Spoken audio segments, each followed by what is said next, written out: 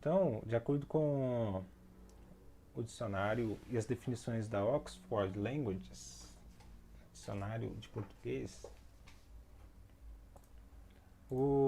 a melodia ela é uma sequência de notas ou sons, sonoridades, né, que se relacionam reciprocamente de modo a formar um todo harmônico, uma linha melódica. Assim como uma música, quando ela sai da melodia, a gente percebe muito fácil. Quando ela sai do ritmo, quando ela sai da melodia. Por quê? Porque é uma construção inteligente. E você pode fazer isso no seu poema trabalhando esses recursos da gramática. Então, um poema que está bem concatenado às sílabas tônicas, com ritmo, com a melodia, fica muito perceptível isso. Um poema leve e gostoso de ler, de ter o contato. Então, deixo aqui grifado algo porque é muito importante.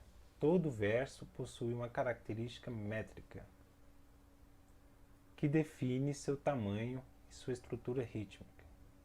Então, para que haja uma harmonia entre esses elementos, é necessário que essas classificações elas estejam bem aprimoradas e também há classificações que vão te ajudar a escrever versos de acordo com a necessidade específica. Mas antes, atenção, porque temos dois tipos de versos. São os versos isométricos, que são os versos de tamanhos similares. Então, até que uma parte aqui do que o Wilson Monteiro tinha comentado anteriormente, que ele nota que o poema ele fica muito mais fluido na leitura quando possui uma mesma quantidade de sílabas poéticas. São os versos isométricos, quando eles têm uma quantidade de versos, eles têm uns tamanhos similares. Não é um verso grande, outro verso pequeno. Um verso maior, um verso menor. Não, tem os tamanhos similares.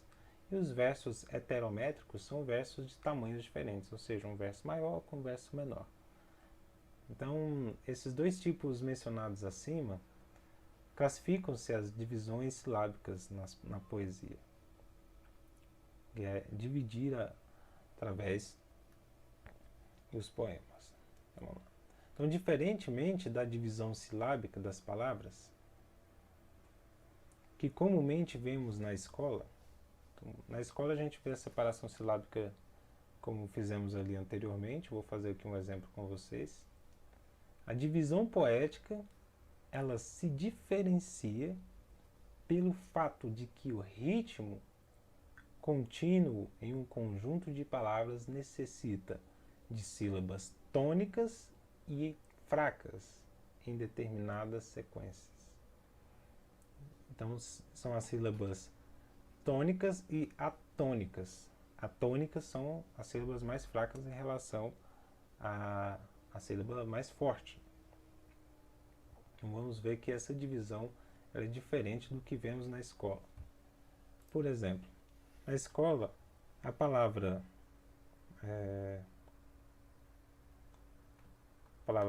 poesia, ela se divide assim: po, e, zi. Mas, num processo de divisão silábica de um poema, ou seja, a divisão da silábica poética ela é um pouquinho diferente, porque ela não vai lidar apenas com o aspecto escrito das palavras, mas ela vai lidar principalmente com o aspecto fonético das palavras. E a fonética,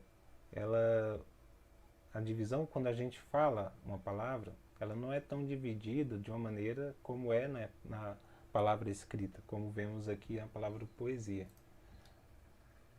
Na divisão silábica poética, a palavra poesia ela acaba ficando assim, ó. Poe... Opa, não é sai, é zia. Poesia. Ela vai ficar assim, poesia. Por quê? Porque a sonoridade do poesia, percebe que o E, que também é uma vogal, ele acaba juntando, né, tendo uma junção dessa sonoridade do O com o E. Justamente porque esse trabalho com as vogais, essas são as diferenças que vamos ver e um dos poderes para você usar nos seus versos. Poderes porque você pode fazer um trabalho muito interessante e rico, de uma maneira inteligente, inserindo essas ligações vocálicas, encontros vocálicos nos seus versos.